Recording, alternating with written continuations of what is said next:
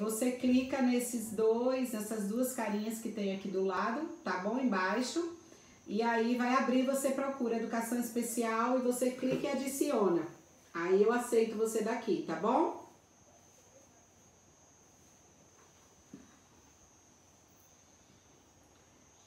Tenta mandar pra ela, Ró. Ok.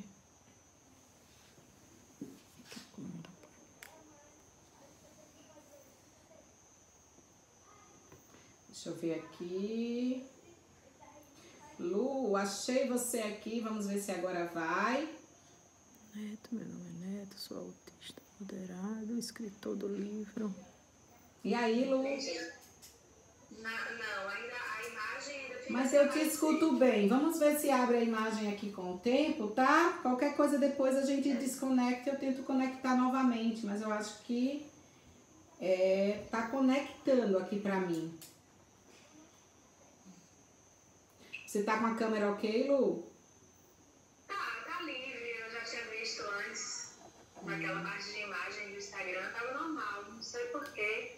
Certo. Deixa eu só virar aqui minha câmera. Tá tudo ok.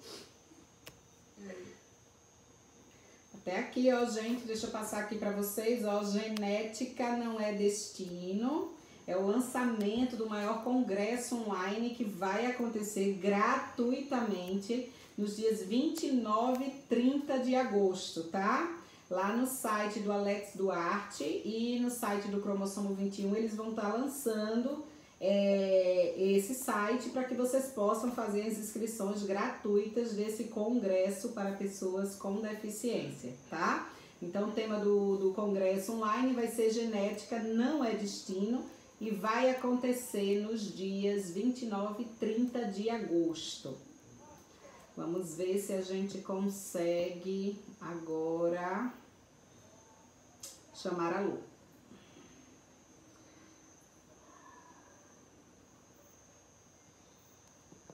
Oi, Núbia, Regiane, Eliane Cunha.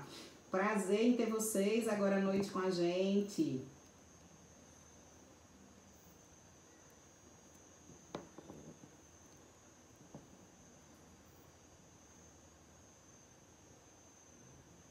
Estamos aguardando.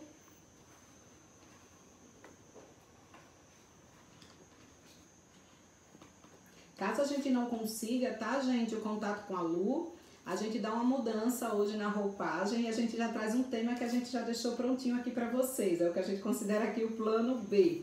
Eu vou falar um pouquinho sobre a alfabetização pelo método fônico, se a gente não conseguir com a Lu, tá? E aí a gente organiza tudo e na próxima semana a gente volta novamente com a Lu. E aí a gente vem com a temática que a gente viria na próxima semana, que seria a alfabetização pelo método fônico. O porquê que a gente também já estava preparando essa palestra para vocês, esse encontro, esse bate-papo, que ele se transformou em palestra e em curso online. Método fônico, que é a metodologia que a gente adota para fazer o trabalho de alfabetização para crianças com deficiência. E em cima disso a gente vai lançar esse curso online. E eu vou conversar um pouquinho sobre a importância do método fônico e sobre as estratégias que podemos utilizar no método fônico. Um minutinho só, deixa eu ver só se eu consigo a Lu dessa vez. Se a gente não conseguir, a gente remarca para a próxima semana e a gente entra com essa nova temática, tá bom? Um minutinho. Guardando aqui, vamos ver se a gente consegue. Queria uma letra agora. O de Juju? Isso.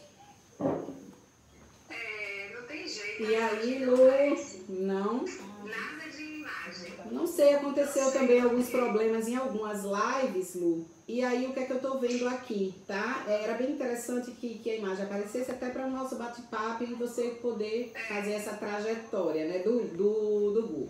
Mas como existe o plano A e o plano B, Lu, eu queria que você continuasse participando aqui do nosso bate-papo.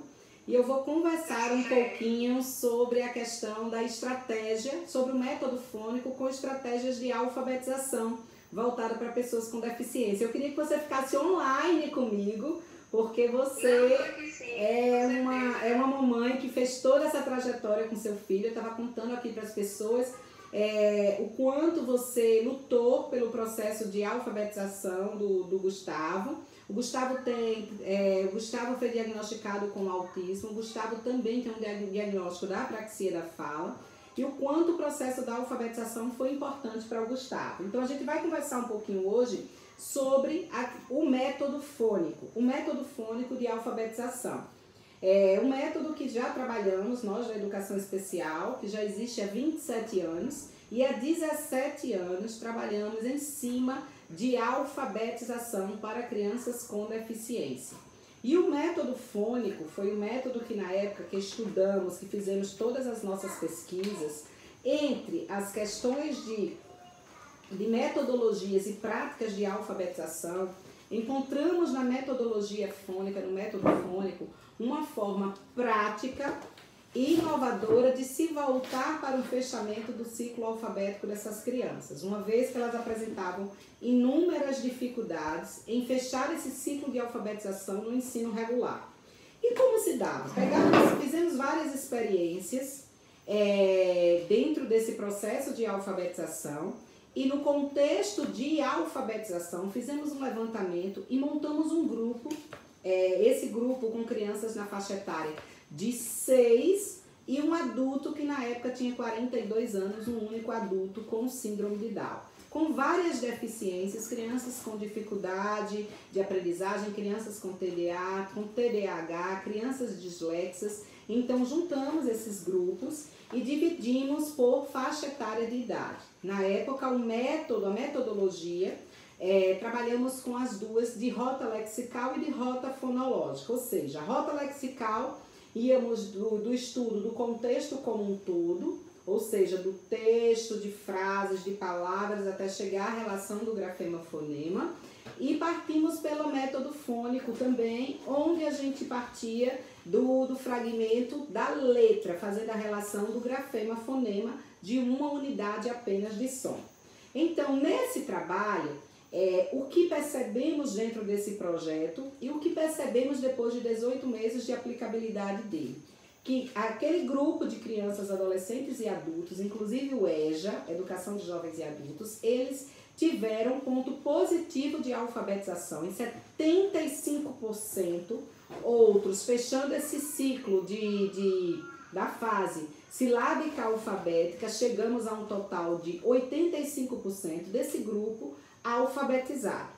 Então, chegamos à conclusão que a metodologia fônica era o caminho a ser traçado nesse processo. Então, o método fônico ele foi eficaz durante esse estudo de 18 meses. Passando essa trajetória, o que entendíamos que só a metodologia fônica, dentro de uma aplicabilidade do ambiente escolar, do ensino regular, não era o suficiente para atender essas crianças que apresentava alguma deficiência e que estava dentro do processo de alfabetização no ambiente escolar. Então, realmente, eles apresentavam essa dificuldade porque todo o ensino era voltado para a questão do livro didático.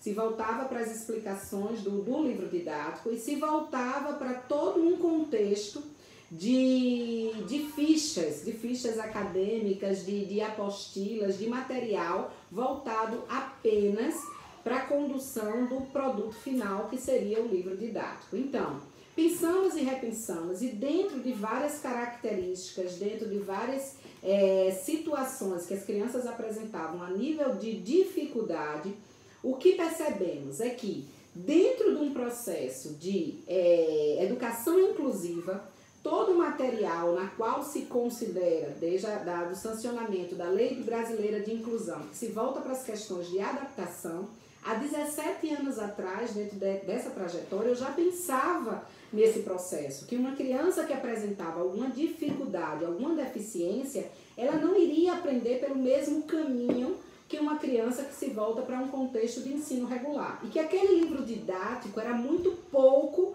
para atender a necessidade daquela criança. Muitas vezes crianças, em principal o público com síndrome de Down, que apresentava hipotonia, que não conseguiam pegar no lápis, que não conseguiam fazer o contorno regular, não tinha noção de espaço, a questão da visão espacial era muito pobre ainda, pouco trabalhada.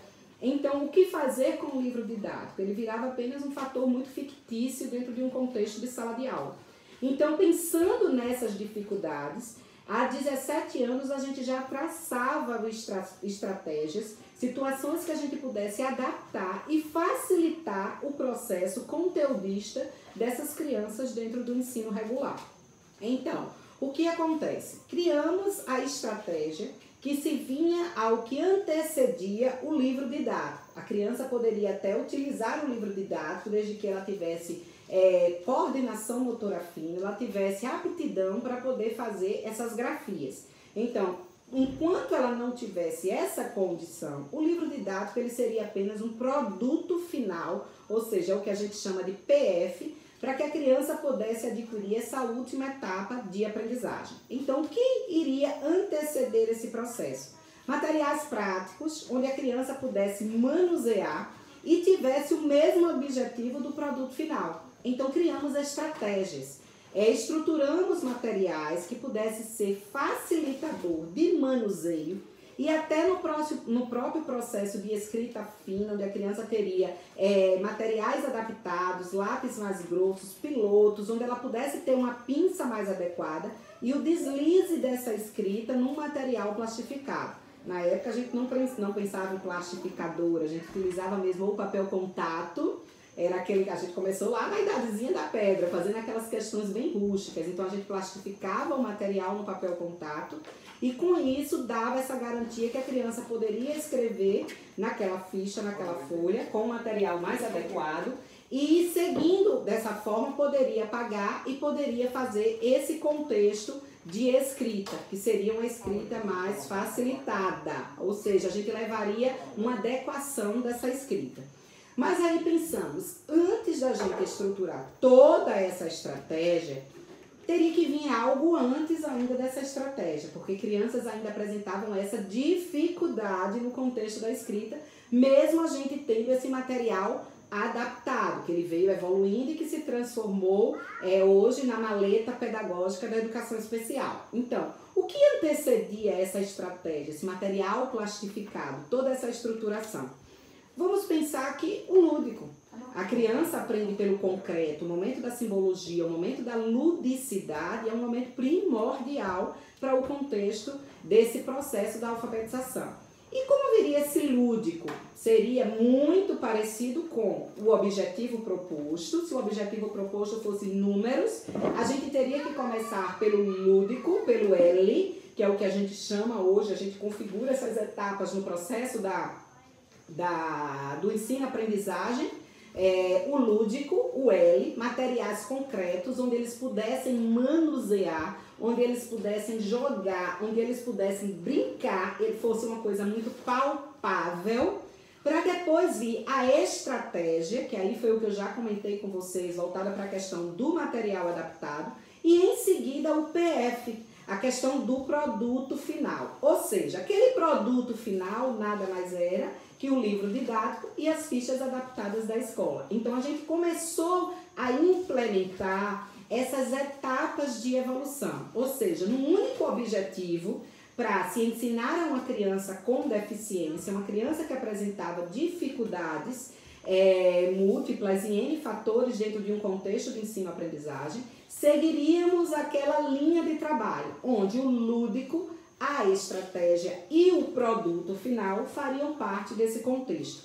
Levando em consideração que o PF, aquele produto final, seria a última etapa que eu iria pensar em trabalhar. Ou seja, eu iria respeitar a necessidade daquela criança e trabalhar em cima da necessidade para que aquela criança alcançasse o produto final, ou seja, a criança viesse a escrever, a criança viesse a grafar, a criança viesse a ter o domínio dos livros didáticos. E aí, depois de 17 anos pensando, estruturando, trabalhando em cima, hoje a gente chega à conclusão que mesmo ainda dentro de um processo de ensino regular, na política de educação inclusiva que temos hoje, na qual a gente fala tanto, na qual a gente prega e a gente luta por essa inclusão, esse momento de pandemia foi um divisor de águas para a gente poder entender se as escolas estavam preparadas ou não para incluir. É quando a gente chega à conclusão de que Por onde as escolas começam a trabalhar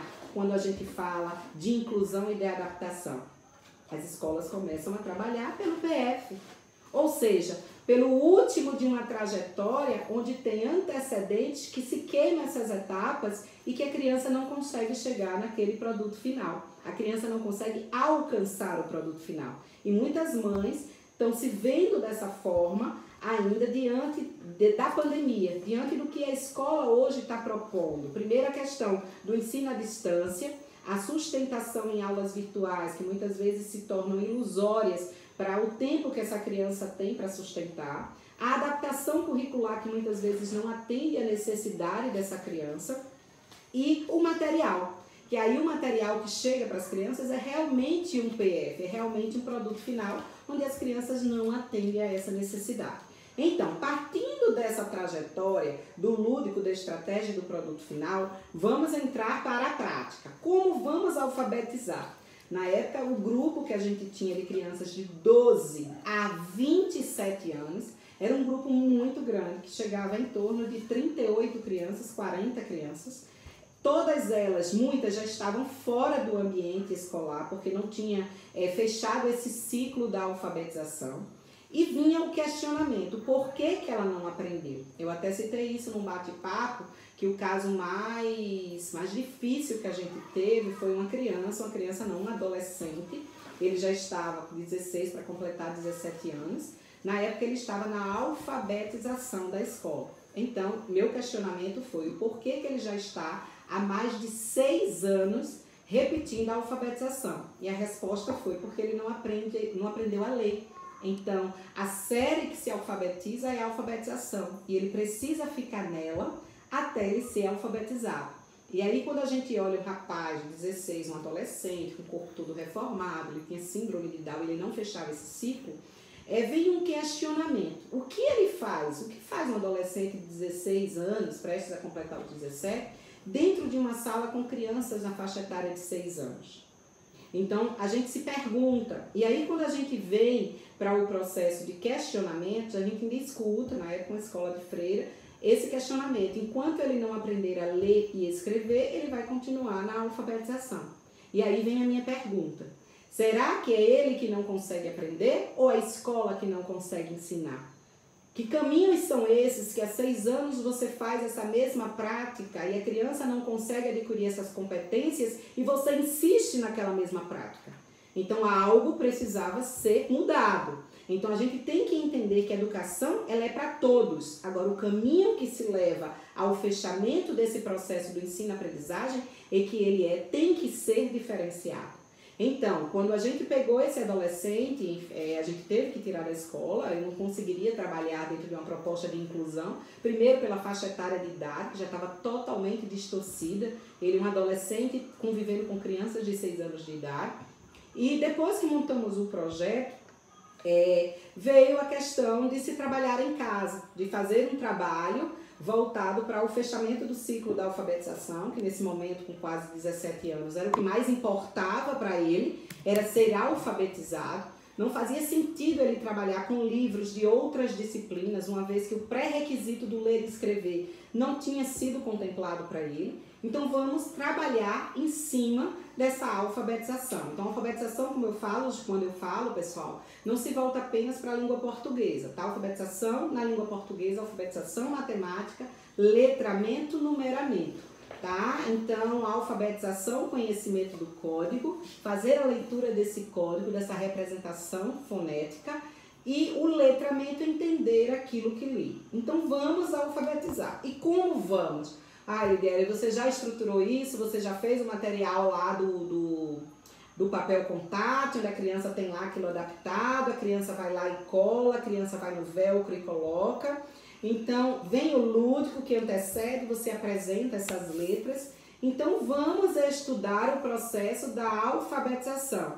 Então, quando a gente pensa na alfabetização, a linha de pesquisa que a gente já tinha realizado era da metodologia fônica, pela eficácia da gente começar pela unidade e se estender a um todo, essa junção de grafemas. Então, a gente partiu dessa unidade. Então, para essa unidade, na metodologia fônica, a gente trabalha em cima do som. Então, quando a gente vai fazer a leitura de alguma palavra, a gente não se volta para falar o nome das letras. E aí foi quando a gente conseguiu fechar esse quebra-cabeça na nossa linha de pesquisa, pois a gente percebeu que as escolas trabalhavam em cima do método fônico, tinham escolas que trabalhavam na metodologia fônica, mas elas não conseguiam, os professores não conseguiam perceber que essas crianças, elas não abstraíam o som da letra, elas apenas repetiam o nome da letra. E aí foi quando a gente conseguiu fechar esse quebra-cabeça. Então, o que acontecia? Você não vai ler fazendo a sustentação apenas de nome de letras. A palavra, por exemplo, pato, você não vai ler P-A-T-O. Você tem que olhar para a letra e se reportar ao som dela. Aí onde eles não conseguiam, pela própria dificuldade em abstrair esse som, que não era passado de uma forma muito nítida, muito explícita, e por ter muitas vezes essa dificuldade de aprendizagem, passavam despercebido no contexto que aquele grafema tinha uma representação sonora. Ele fazia a relação com o som. Então, quando apresentava o P com A, pá, era apenas uma repetição que ele fazia daquilo que era apresentado. Ele não tinha ideia que o som do P não era o nome da letra P, e sim o P. Então, eles começavam a se prejudicar nesse processo. Então, eles liam P com A, pá, T com O, tó. Fazia pá, tó. Se colocava qualquer outra palavra, faz a leitura, ele não conseguia fazer. E ficava, a maioria, um grupo de crianças, adolescentes e adultos, ficavam sempre nessa mesma perspectiva, do P com A, do T com O, do B com O, do L com A. E aí foi quando fomos trabalhar a relação do grafema-fonema. Quando fazíamos o som daquele grafema, eles não conseguiam fazer a identidade da letra. Então, se eu pronunciasse o som do P, que eu olho para a letra quando eu estou fazendo a leitura, e eu faço a pronúncia do som daquele grafema e não do nome da letra. Para eu ler pato, eu pronuncio, eu emito o som. A, tó. Então, eles precisavam ter essa compreensão. E como fazer isso? Quando a gente colocou os testes que a gente foi fazer na relação, aponta para mim o P, eles não conseguiam fazer a identificação do grafema. Eles apresentavam essa dificuldade da relação grafema-fonema. Então, vamos trabalhar agora pelo método fônico e vamos trabalhar uma estrutura que faça a criança se reportar ao som da letra. Essa questão de ter o ponto articulatório, de mostrar muito a questão de gesticular bastante, se volta muito para essa emissão do ponto articulatório, de como a criança vai fazer essa pronúncia corretamente. Então, a relação do grafema-fonema, partindo do método fônico, não é uma coisa que você descobriu a Coca-Cola, você descobriu a fonte, pelo contrário. Já existe, já são parâmetros de estudos que já existiam dentro do processo da alfabetização. Então, fazer essa relação do grafema com o som foi o processo, foi o divisor de águas para que essas crianças começassem a perceber que cada grafema faz relação com o som. E levar esse som representando com imagens que se pareçam com o som, com gestos que se pareçam com o som e até a questão gesticular, voltou para um processo de evolução dessas crianças no contexto da alfabetização. Foi aí que começamos esse projeto. Então, todas as vezes que ele olhasse para a letrinha A, ele ia lembrar de uma criança chorando. Botava uma imagem, a criancinha chorando, fazendo A. Todas as vezes que ele olhasse para a letra E, ele olharia para uma imagem, teria uma criança fazendo uma tossida Ei. Todas as vezes que ele visualizasse uma letrinha, a letra, o grafema I, a vogal I, ele se voltava para o sonzinho com a imagem de um trem. I. Todas as vezes que ele olhasse para uma imagem que fizesse a relação com a vogal O, ele iria fazer um susto, uma carinha de espanto, teria um menininho se assustando, fazendo ó. E todas as vezes que ele olhasse para a vogal U, eles fariam reporte à imagem de um fantasminha. E assim sucessivamente. Então, A, E, I, O, U. Então, através de uma imagem, de um som, de um gesto, onde o próprio método das boquinhas já trabalha muito a questão de ponto articulatório, o multigesto trabalha também com várias situações de emojis que se voltam para a representação dessa letra. Você criar alguma estratégia de imagem que se volta para a relação do som dessa letra foi um divisor de água para que essas crianças pudessem fazer essa associação. Porque todas as vezes que ele olha para a letra, para o grafema, ele não tem uma base para se reportar ao som. Mas todas as vezes que ele olha para uma imagem, um som e muitas vezes tem um gesto, fica mais fácil ele abstrair o som daquela letra, porque o som é escondido.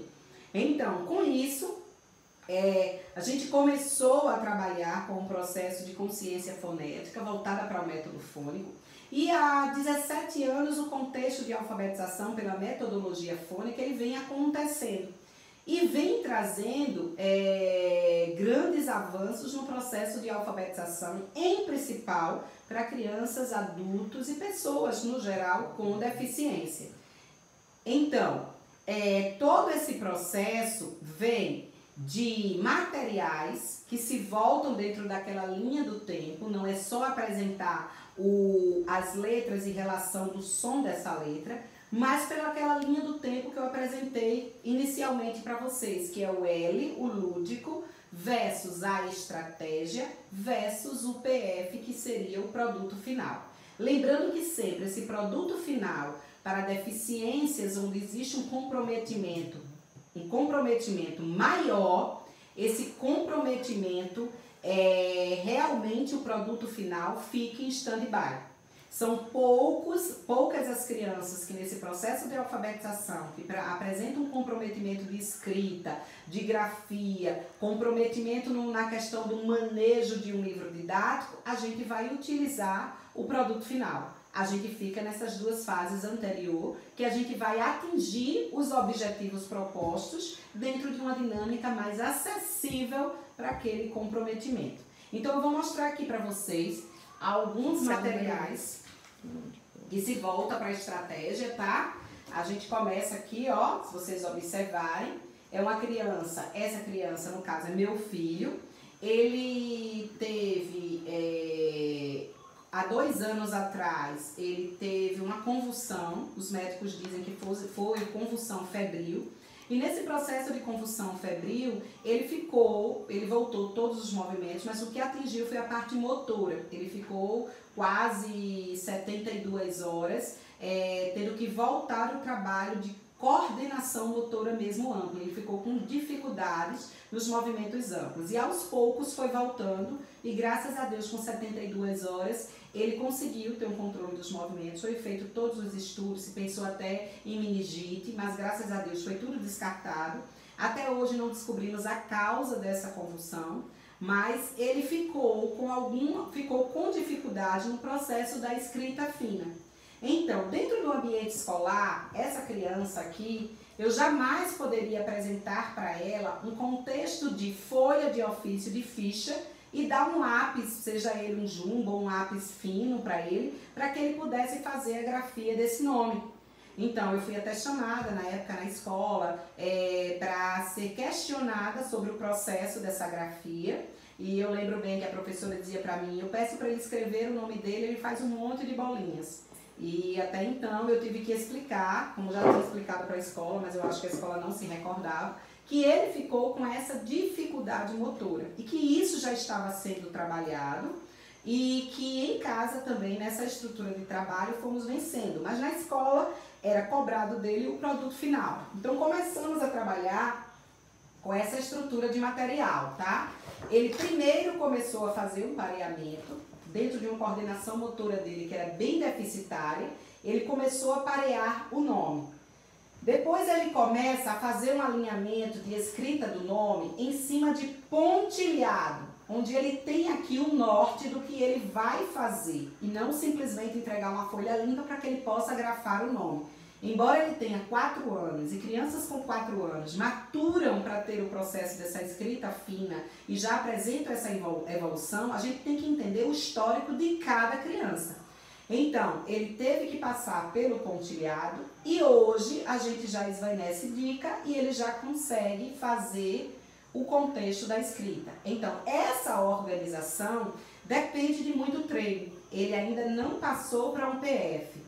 E ele pode passar para um produto final, para uma ficha, para um livro, contanto que ele tenha um espaçamento ainda maior, porque eu tenho que respeitar a limitação dessa criança pelo que ele apresentou a nível de histórico de vida. Tá? Então, aqui a gente já abre esse contexto de pareamento de letras e a gente já consegue fazer uma estruturação de escrita de coordenação motora fina em pontilhado. O lápis que ele utiliza é um lápis piloto mais grosso que desliza fácil nesse material. E depois a gente esvanece dica de pontilhado e entra para a escrita livre. Se a criança ainda tiver essa dificuldade de escrita livre, a gente intercala entre pontilhado para escrita livre ainda em pontos soltos, que é o que a gente considera pontos mais afastados, parecido com o pontilhado.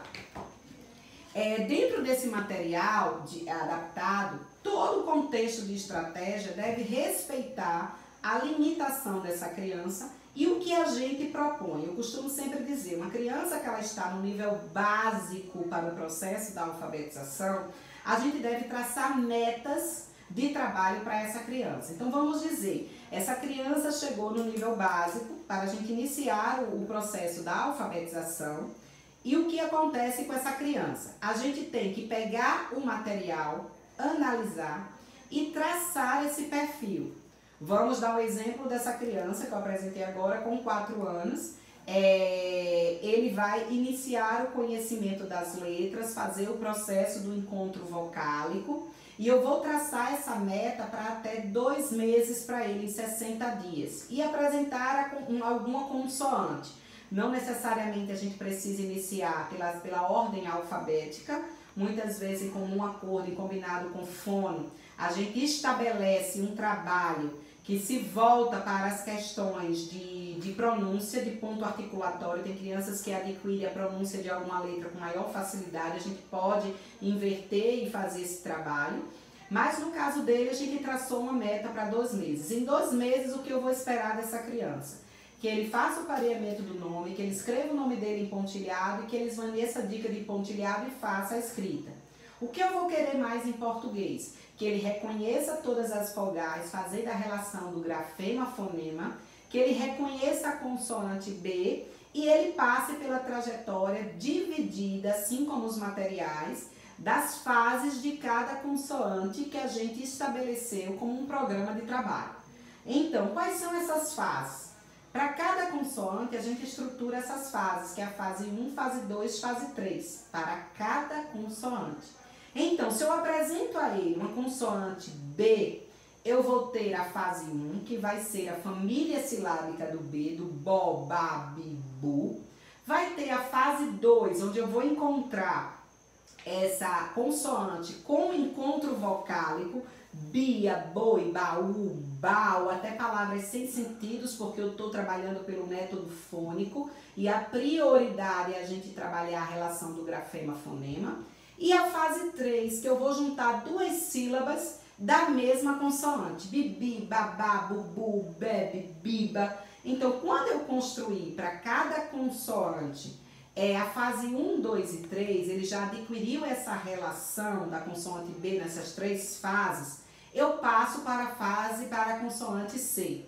Trabalho em cima das 3 etapas, fase 1, 2 e 3. Cá, có, cu, porque o sé, si, ele tem uma outra apresentação fonética, então a gente permite que esse sé, si, a gente faça uma apresentação quando apresentarmos a letra S.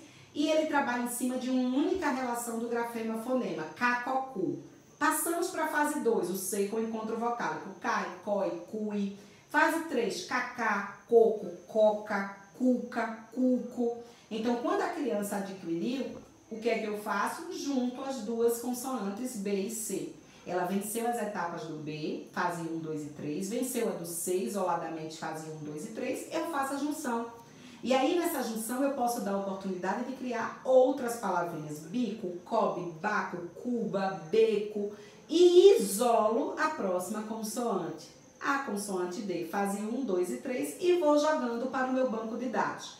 Feito isso, quais são os benefícios que trazem uma estratégia em um programa de trabalho de alfabetização do método fônico voltado para crianças que apresentam dificuldades e voltada para essa questão de alfabetização tardia?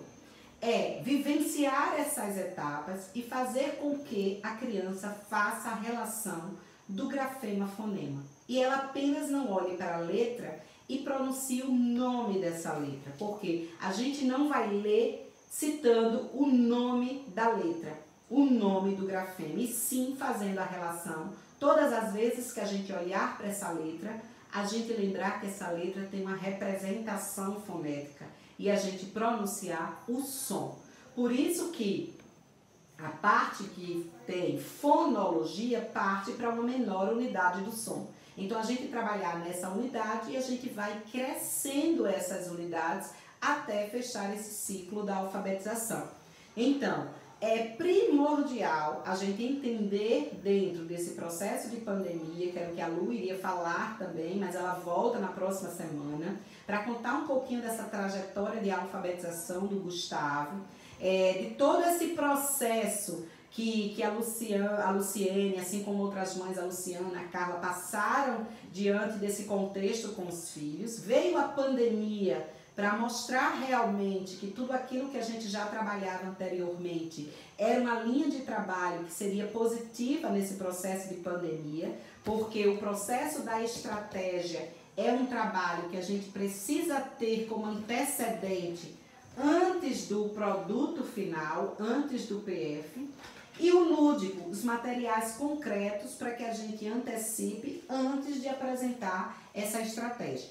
Então, o caminho da alfabetização, ele é um caminho que aparentemente para as mamães que nunca se depararam com essa situação de pandemia, é um caminho que se torna praticamente difícil de vocês estarem lidando. Mas quando a gente treina, quando vocês pegam essa prática de aplicação, quando vocês entendem um contexto de alfabetização, se torna mais fácil esse trabalho. E o que se torna mais importante nesse processo é você entender as dificuldades e as limitações do seu filho. Para que você possa, no momento que chegue algo, vamos dizer, de produto final, que é o que mais vem, de fichas, de materiais, de apostilas e de livros didáticos, vocês possam ter essa identificação e, no mais, vocês dizerem: isso aqui meu filho não tem competência para fazer. Isso aqui meu filho ainda não atende a essa necessidade. Então, se a gente for por esse outro caminho, se a gente criar essa estrutura de trabalho, esse caminho aqui é o mais coerente para que ele possa chegar realmente no objetivo proposto. Então, inclusão, quando a gente vem falar do nome incluir, e que a gente fala dessa inclusão voltado para o ambiente acadêmico, para o ambiente escolar, a gente mensura todas essas etapas, porque muitas crianças hoje, em idade avançada, que não fecharam esse ciclo da alfabetização, o currículo diz, a Lei Brasileira de Inclusão diz adaptar, mas muitos estão tão distantes da realidade de ser em curso para a realidade de intelecto, que eles não se voltam nem para um contexto de adaptação. Adaptar um livro didático foge até do contexto dele de entendimento. E muitas vezes eles precisam modificar o currículo. Isso seria um outro tema para a gente discutir, para a gente conversar, a questão de adaptação curricular e modificação. Tive uma criança que estava com 22 anos no 3º ano do ensino médio, não alfabetizado. Então, os conteúdos do 3º ano do ensino médio se tornam inviáveis para até mesmo o processo do ensino e aprendizagem dele. Então, um currículo como esse está muito distante da realidade de idade biológica à idade de intelecto.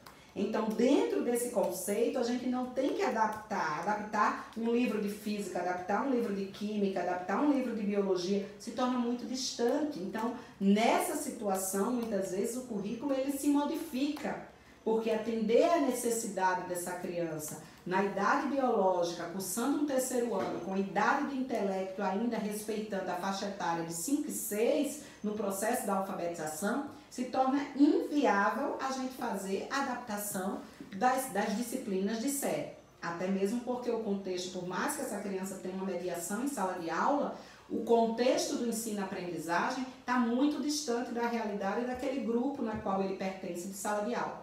Então, entender todos esses parâmetros, preparar uma estrutura de trabalho, onde a gente precisa ter metas de trabalho, treinar vocês, pais, que vocês têm total condição também, assim como várias mamães que passaram aqui nesse projeto das mães que acreditam, de serem alfabetizadores a partir do momento que vocês são orientados e que vocês entendem qual caminho vocês devem seguir para o filho de vocês. Então, isso é muito importante nesse processo e, em principal, nesse momento de quarentena.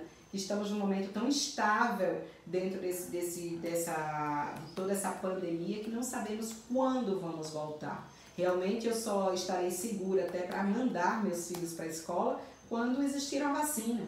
Eu, como mãe, não vou me sentir segura em enviar meus filhos para a escola sabendo que eles não estão totalmente cobertos pela vacina. Então, a gente fica numa instabilidade emocional do que fazer, do como trabalhar. E muitas vezes esse produto final, essas fichas, as crianças às vezes têm tanta limitação até em pegar um lápis para fazer essa grafia, que se torna até impossível a gente atingir algum objetivo e atingir alguma meta com essa criança. Se torna difícil por duas situações. Primeiro, a gente tem que entender qual é a necessidade real dessa criança.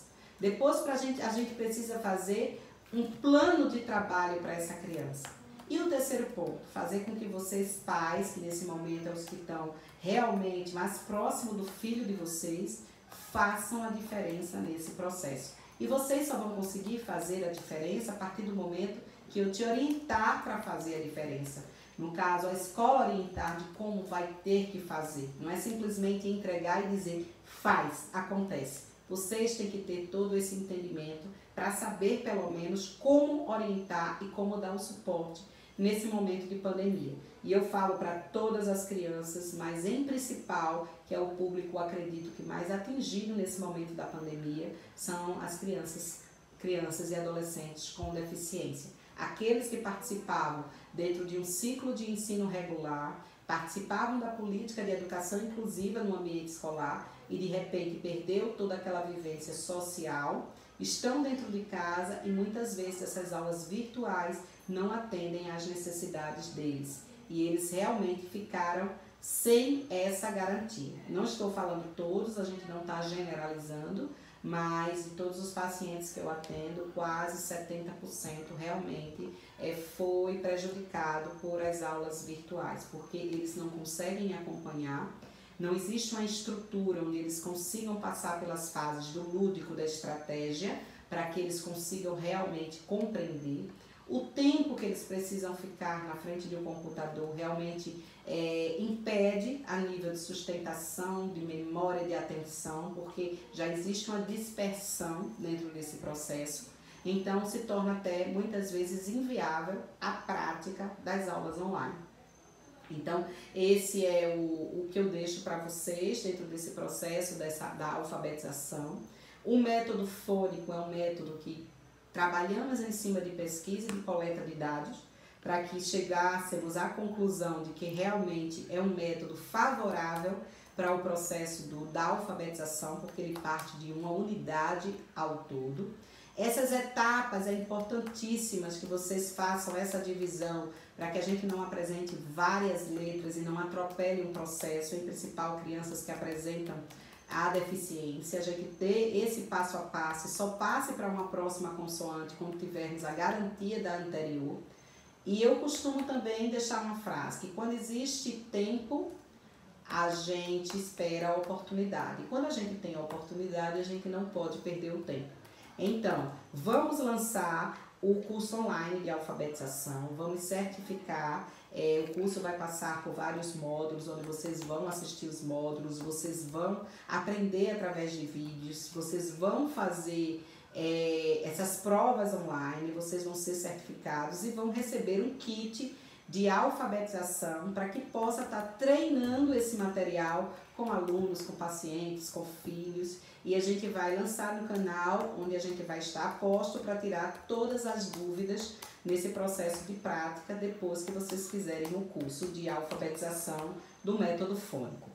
Ok, pessoal? Eu espero que vocês tenham compreendido um pouquinho da questão da alfabetização, dessas etapas da alfabetização. Tudo isso a gente iria deixar para a próxima live, mas aconteceu um probleminha aqui na live da Lu, tá? A gente não conseguiu, ela iria entrar online, eu pedi também para ela separar alguns materiais para ela nos mostrar, mas a gente vai deixar essa live para a próxima semana, eu vou estruturar com a Lu, a gente vai abrir antes, vai ver essa conexão, vou ver onde é que está aí, Lu, o erro desse nosso contato, mas eu quero agradecer a vocês imensamente pelo carinho, por estarem online aqui e fiquem ligadinhos que agora nesses próximos dias a gente já lançou o curso, mas a gente está finalizando a plataforma, entrando nos últimos ajustes da plataforma e a gente vai lançar esse vídeo aqui tanto ao vivo pelo Instagram, como a gente vai deixar em todas as redes sociais, os canais de acessibilidade, o link para a inscrição desse curso. E qualquer dúvida sobre essa live, sobre as outras lives, vocês podem estar acessando o site da educaçãoespecialpe.com.br e imprimam os materiais. A gente tem muito material gratuito, muita gente me pergunta, Lídia, eu não tenho condição de estar adquirindo agora a maleta pedagógica, os materiais. Vocês têm materiais gratuitos sim lá no site, tem materiais de língua portuguesa, cada live é importante, nos sigam lá no YouTube, que é importante vocês assistirem a live, assistirem os vídeos que a gente destinou para cada tema e depois que vocês assistirem, vocês podem imprimir esses materiais gratuitos lá no nosso site. Vai dar uma ajuda muito grande nesse processo de quarentena para vocês estarem trabalhando com as crianças de vocês. Então, imprimam, acessem o site e na próxima semana a gente volta com uma nova live. Espero que dê tudo certo, Lu, na próxima semana, para você conversar um pouquinho sobre a alfabetização do seu filho lindo que está aí evoluindo nessa dinâmica de trabalho. E que você tire dúvidas de algumas mamães e acalente também o coração de muitas mamães que entram num processo de muita aflição nesse momento de pandemia. Gente, perguntinhas podem mandar aqui, podem mandar por direct.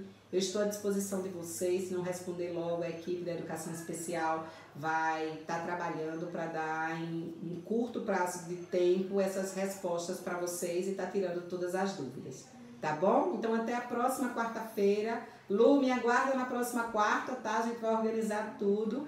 E um beijo bem grande para vocês. Que Deus abençoe. Tchau, tchau.